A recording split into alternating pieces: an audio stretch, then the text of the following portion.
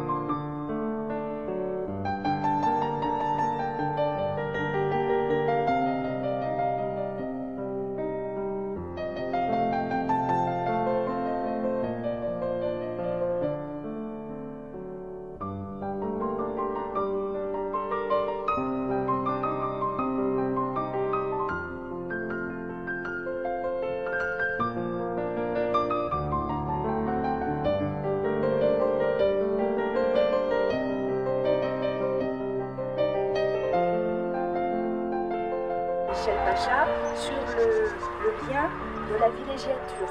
Parce qu'on ne peut pas parler de ce quartier sans parler de villégiature et sans parler en fait de ce qui a permis le développement de la villégiature, c'est-à-dire le temps de la fin du Lazaret, bien sûr, et tout ce qui va être le développement économique.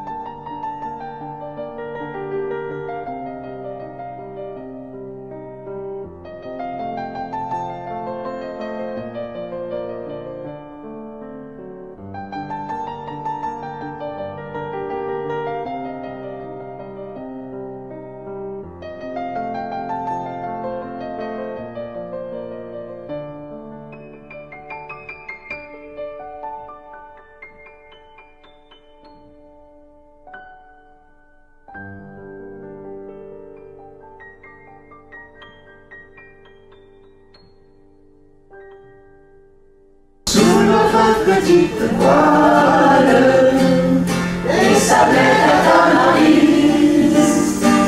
À l'heure où le jour se voile, nous irons sous les étoiles vers la grève de nos rêves. Pour une belle caresse, chérie, je t'en rendrai glisse. Et sur un flot de tendresse, l'amour nous suivra sans cesse et sa bête à tamaris.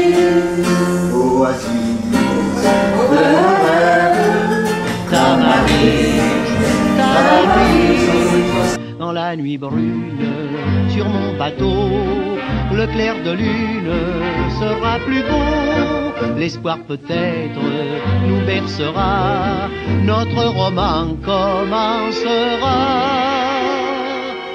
Sous notre petite voile, des sablettes à Tamaris, à l'heure où le jour se voile, nous irons sous les étoiles vers la grève de nos rêves, pour une de tes caresses. Et voilà pour ça. On est là pour parler du fort Napoléon. Le fort Napoléon, qui est donc dans mon dos, a la particularité au premier regard de ne pas être vu. Ça c'est drôle, je la fais chaque fois. Donc vous voyez, tout simplement, là vous voyez, vous êtes dans un fossé, donc vous pouvez vous dire, c'est un fossé comme avant, comme autrefois, l'architecture militaire, enfin les fortifications, les forts, les châteaux forts, on mettait toujours autour des fossés, avec de l'eau et des caïmans pour manger les soldats. Mais non, mais non. Donc ici, il y a en effet ce type, le fossé, mais c'est surtout pour pouvoir cacher le fort. Le fort, il a été créé là, installé là, en fait, en creusant le haut de la colline de Caire. Ça s'appelle ici, c'était la colline Caire, C-A-I-R-E. Ça veut dire caillou dans notre région. Donc c'était la colline Caire et le fort au départ s'appelle le fort Caire. Pour le construire, on creuse et on le met à l'intérieur.